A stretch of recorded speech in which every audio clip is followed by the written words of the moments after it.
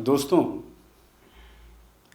इस दुनिया में अच्छी चीज़ है तो बुरी भी चीज़ है, फ़ायदेमंद चीज़ है तो नुकसानदेह भी चीज़ें हैं। ऐसी भी चीज़ें हैं जो आपके शरीर में अमृत जैसा काम करती हैं, तो ऐसी भी चीज़ें हैं जो आपके शरीर में जहर जैसा काम करती हैं। लेकिन इंसान अपने दिमाग और अपने हुनर से इन जहरीली चीज़ों को भी अमृत के समान बना दिया है। आज हम लोग एपिस्मेल की बात करेंगे। एपिस्मेल एनिमल किंगडम से बनी हुई दवा है जो मधुमक्खी से बनती है, यानी मधुमक्खी के जहर से। लेकिन इस इंसान ने इस जहर का इतना अच्छा प्रयोग किया है जिससे कई लोगों को बचाया जा सकता है। होम्योपैथी में इसके अवगुणों को गुण में बदल के लोगों के लिए इसका उपयोग किया जाता है। एपिस्मेल के बारे में बताने से पहले मैं एक केस बताऊंगा जो मैं किसी किताब में पढ़ा था। ये मेरा अपना केस नहीं है, it is not my case. एक 12 साल की बच्ची थी जिसे डिसेंट्री हुई और 3 महीने तक उसे डिसेंट्री का दवा दिया गया। 3 महीने बाद उसके बॉडी में सूजन होने लगी, शरीर में असाइटिस हो गया, एब्डोमिनल, यहाँ पानी भर गया पूरे पेट में, चेस्ट में पानी भर गया, हाइड्रोथोरैक्स, प्लूरल कैविटी पानी से भर गई। उसे सांस लेने में बहुत तकलीफ़ें होने लगी। एलोपैथिक होम्योपैथिक दवाइयाँ दी गई उसे, पर ठीक नहीं हुआ। अंत में एक इमरजेंसी का सिचुएशन आया तो उसका पानी निकाला गया, लेकिन फिर वो तकलीफ़ें वापस शुरू हो गई कुछ दिनों बाद। तो किसी ने उसके पेरेंट्स को एडवाइस किया कि आप इसे एक मधुमक्खी रोज़ सुबह और रात को खिलाइए। उन लोगों के सामने कोई विकल्प नहीं था। कुछ मधुमक्खियों को उनके पेरेंट्स ने पकड़ा, उसको फाइल में बंद किया और ओवन में डाल के ऑन कर दिया। मधुमक्खियाँ मर गई। फिर उन एक मधुमक्खी का पाउडर सुबह सिरप में मिला के उसे दिया गया और एक मधुमक्खी का शाम को। दोस्तों, उस पेशेंट में ड्रास्टिक चेंज आया। पहले उस पेशेंट के पल्स बहुत तेज़ और कमज़ोर थे, शरीर ड्राई और गर्म थी, सांस लेने में तकलीफ़ थी, इरिटेशन था, खांसी थी, सांस नहीं ले पा रही थी, उसे लगता था वो मर जाएगी, डिफ़िकल्टी हो रही थी। सिर्फ ये 2 डोज से उसके पल्स में सुधार आया, उसकी सांस लेने की तकलीफ़ें कुछ कम हुई, उसके खांसी कुछ कम हुई, वो थोड़ा रिलैक्स फील की और कुछ दिनों तक ये लगातार देते रहे और इसके ड्रॉप्सी भी कम हो गए, सूजन भी कम हो गए। सोचिए दोस्तों, एक जहरीली चीज़ से इंसान ने अपना इलाज कर लिया। ये इंसान ही है जो उसके अवगुणों को गुण में बदल देता है। अब हम लोग अपने मेडिसिन के बारे में बात करेंगे।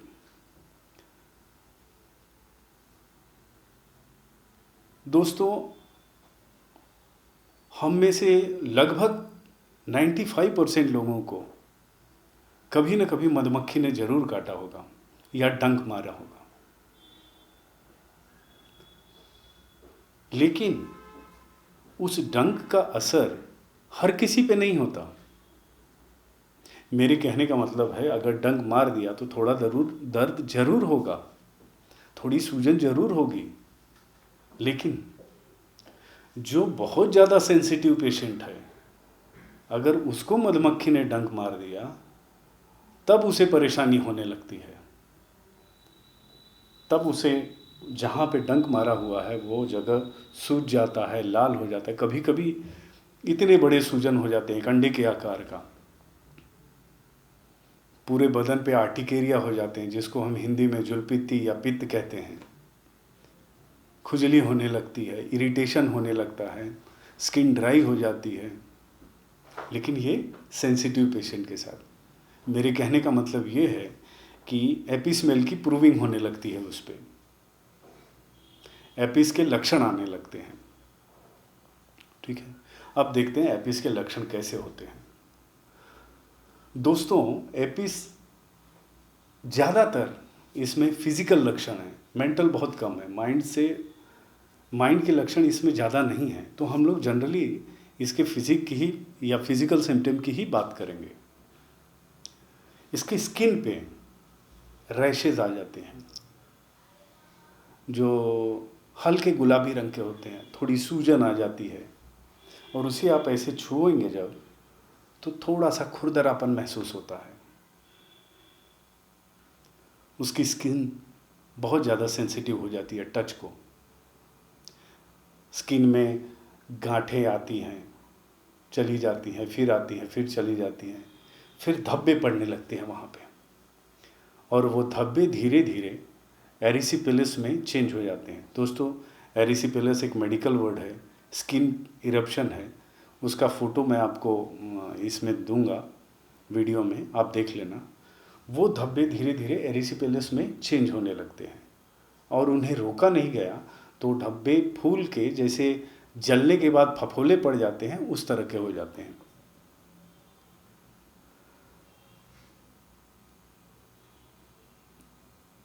एरिसिपेलस शरीर में कहीं भी आ सकता है, लेकिन ज़्यादातर ये चेहरे पे और सर पे होता है। सो एपीस पेशेंट को अगर एरिसिपेलस चेहरे पे हो गया तो इतनी ज़्यादा सूजन हो जाती है चेहरे पे कि उसके आँख की पुतलियाँ भी सूज जाती हैं, पूरा चेहरा सूज जाता है। A sort of high degree of inflammation, बहुत ज़्यादा इन्फ्लेमेशन हो जाता है और उसमें पेन होने लगता है। उसी तरह का दर्द जैसे हनी बी डंक मारती है जब, तो डंक वाला दर्द यानी स्टिंगिंग पेन और साथ में बर्निंग, ये दोनों होता है। So patches, erysipelas, high inflammation, burning, stinging pain. अब ऐसी अवस्था में एपिस्मेल इस जलन को कम करने के लिए खुली हवा में जाने से उसको राहत मिलती है, या ठंडे पानी से नहाने से उसे आराम मिलता है। लेकिन अगर एपिस का पेशेंट गर्म जगह पे चले जाए, जैसे गर्म हवा, आग के पास चले जाए, गर्म कमरे में चले जाए, बाहर धूप है गर्मी में चला जाए, तो ऐसी अवस्था में एपिस के जो तकलीफ़ें होती हैं इसकी, ये बैड से वर्स्ट हो जाती हैं। यानी इसकी सारी तकलीफ़ें, चाहे वो शरीर के किसी भी भाग पे हों, चाहे वो शारीरिक हो या मानसिक हो, ठंड से कम होती हैं और गर्मी से बढ़ती हैं। इसको आप मोडेलिटी भी ले सकते हैं। ये चेहरे का सूजन सिर्फ चेहरे तक ही सीमित नहीं रहता, अगर इसे रोका नहीं गया तो वो स्प्रेड होते रहता है। फिर एरिसिपेलस हो या ना हो, एपिस के पैरों में भी सूजन होता है, पूरी बॉडी में सूजन होता है। लेकिन सूजन का खास बात यह होता है दोस्तों कि उस सूजन को अगर आप दबाएंगे ऐसे, तो वहाँ गड्ढे पड़ जाते हैं। जहाँ जहाँ दबाएंगे, पैरों के सूजन आए वहाँ दबाए, गड्ढे पड़ गए। पेट है, यहाँ असाइटिस है, पानी जमा हुआ है, इसको दबाएंगे तो यहाँ गड्ढे पड़ जाएंगे। नरम होता है, वो दबाने से दब जाता है, पिटिंग एडिमा बोलते हैं इसे।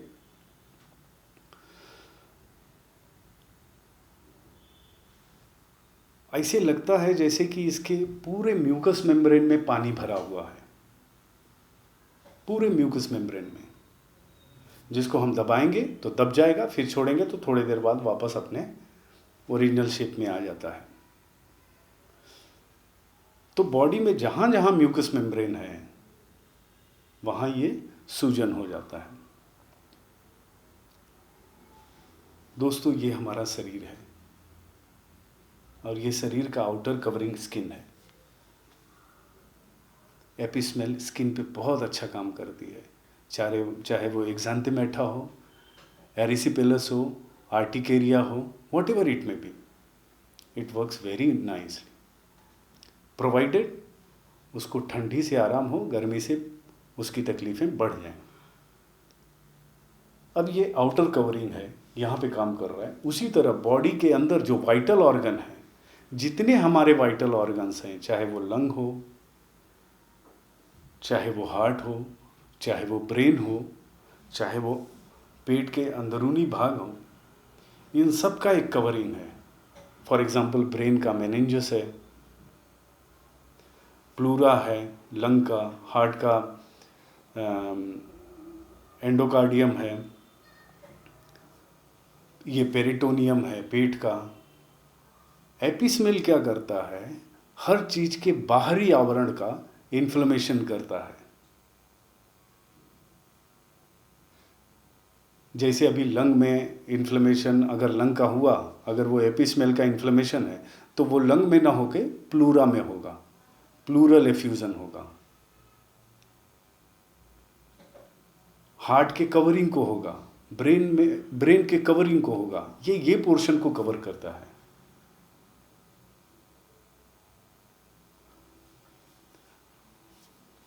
तो अगर प्लूरल एफ्यूजन है और एपिस के लक्षण मिल रहे हैं तो आप दे दीजिए। ब्रेन के कवरिंग में मेनिंजस में हुआ, मेनिंजाइटिस हुआ या फिर एन्सेफेलाइटिस हुआ, लेकिन एन्सेफेलाइटिस में एक खास लक्षण एपिस का ये है कि वो बच्चा एकदम स्टूपर में सोया रहता है, गहरी नींद में अचानक वो जोर से चिल्लाता है सोते सोते, या ये भी हो सकता है जैसे ही सो के उठा वो जोर से चिल्लाता है। ये इसके खास लक्षण है। एन्सेफेलाइटिस, ब्रेन एन्सेफेलाइटिस या ब्रेन क्राई, जो भी आप कहते हो। So it works on outer covering. और जितने भी जो भी ऑर्गन्स हैं, जैसे इवुला है यहाँ पे, जिसको कौवा कहते हैं या जो भी कहते हैं, टॉन्सिल्स है यहाँ पे, आँखें हैं, ये सारे स्वेल पफ्ड हो जाते हैं और हर जगह ऐसे लगता है पानी भरा हुआ है। कंजंक्टिवाइटिस, आइराइटिस आँखों में अगर हो तो, लेकिन एपिस का एक खास लक्षण ये है दोस्तों कि एपिस के आँखों की सूजन जो नीचे वाली पुतली है यहाँ पे होती है, ये पोर्शन में। ऊपर के लिए दूसरी दवा है, ऊपर के लिए काली कर्व है, बट लोअर आईलिड में जो स्वेलिंग होती है, जो पफ्ड हो, आपको लय के अंदर ऐसे दिखता है कि ये अंदर पानी भरा हुआ है, वो है एपिस की स्वेलिंग। आँखों से गरम गरम पानी निकलते हैं, आँखें लाल हो जाती हैं, आँखों में सूजन हो जाता है, दर्द, फिर उसी तरह का मैं बताऊंगा, जलन और डंक मारने जैसा दर्द, बर्निंग एंड स्टिंगिंग पेन, जो गर्मी से बढ़ जाता हो और ठंड से कम हो जाता हो, इस तरह का दर्द। लेकिन कभी कभी ये जानलेवा तो नहीं है, लेकिन इसकी तकलीफ़ें कभी कभी जानलेवा साबित हो सकती हैं। जैसे इसका ये स्वेलिंग कर देता है। अब जैसे टॉन्सिल में हुआ तो टॉन्सिल बढ़ जाता है। अब यहीं से हम सांस लेते हैं दोस्तों, इवुला है वहाँ पे, इवुला का साइज बढ़ गया, मोटा हो गया, वहीं से तो सांस लेते हैं ना। तो डर होता है चोकअप का, सांस रुक जाने का डर होता है। ऐसे केसेस में एपिस जान बचा सकता है पेशेंट का, क्योंकि टॉन्सिल इतना बड़ा हो जाए कि आप सांस ही न ले पाएँ, इवुला इतना बड़ा वो पैसेज को बंद कर दे, या आर्टिकेरिया जुलपित्ती शरीर में आई और वो जॉइंट आर्टिकेरिया हो तो उससे भी चोकअप हो सकता है। तो ऐसी अवस्था में एपिस जान बचा सकता है पेशेंट का।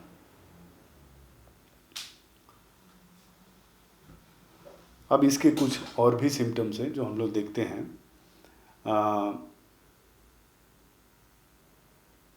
इसका जो डायरिया होता है, लूज मोशन होता है, वो इनवॉलेंट्री होता है, पता नहीं चलता पेशेंट को, और थोड़ा सा भी ये मूवमेंट करेगा तो वो मोशन हो जाता है। Patient feels as if anus remain wide open, कभी भी मोशन हो सकता है, इनवॉलेंट्री स्टोल हो सकता है। पेट में असाइटिस बताया। अब नीचे आते हैं यहाँ पे फीमेल्स का। दोस्तों, फीमेल ऑर्गन जो जैसे यूटरस है, ओवरी है, इनमें भी सूजन हो जाता है, उसी तरह का सूजन म्यूकस मेम्ब्रेन का।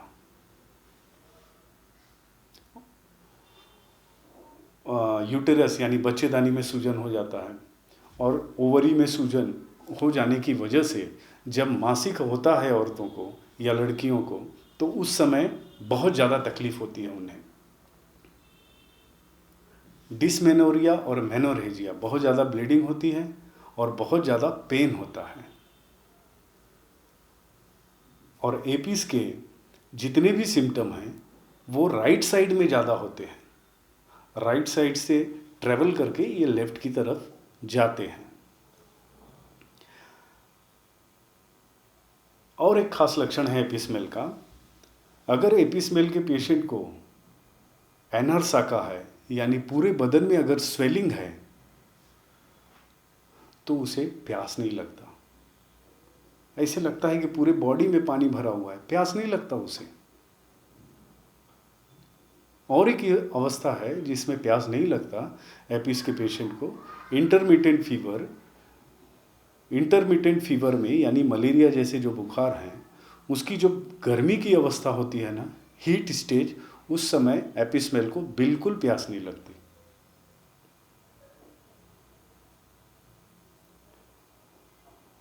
माइंड में अगर हम जाएं तो कोई खास नहीं है।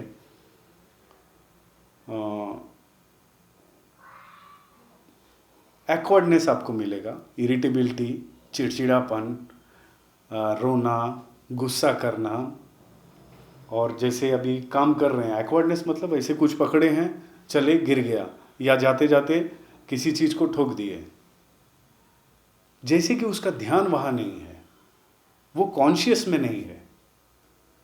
इस तरह की एक अवस्था होती है एपिसमेल की। मधुमक्खी हम सभी जानते हैं, अगर उन्हें छेड़ दो तो वो पीछा करके काटती हैं। एपिसमेल बदले की बहुत अच्छी दवा है, बदले की भावना होती है एपिसमेल में, और जलन की भावना, बस मेंटल, इससे ज़्यादा हम लोग और डीप में नहीं जाएंगे। जेलसी, रिवेंजिवनेस, इरिटेबिलिटी, एक्वर्डनेस, याद रखिए। अब आते हैं हम इसकी मोडालिटी पे, किन चीज़ों से इसकी तकलीफ़ें बढ़ती हैं और किन चीज़ों से कम होती हैं। दोस्तों, इसकी स्किन में टेंडरनेस होता है, जैसे किसी को मार दो बहुत ज़्यादा, और मारने के बाद जब उस जगह को छुओ तो वो जगह टेंडर लगती है, वो टेंडरनेस होता है। तो छूने से इसकी तकलीफ़ें बढ़ जाती हैं। दूसरा, सो के उठने के बाद इसकी तकलीफ़ें बढ़ जाती हैं। और तीसरा जो सबसे इम्पॉर्टेंट है, गर्मी से, गर्म कमरे में, गर्म माहौल में, आग की गर्मी से, बिस्तर की गर्मी से, जहाँ भी गर्मी रहा, एपिसमेल की तकलीफ़ें बढ़ जाएंगी। कम होता है ये ठंडे माहौल में, खुली हवा में, ठंडे पानी से नहाने से या ठंडा एप्लीकेशन करने से इसकी तकलीफ़ें कम हो जाती हैं। दोस्तों, ड्रॉप्सी के केसेस में, सूजन के केसेस में एपिसमेल के लोअर पोटेंसी का इस्तेमाल कीजिए।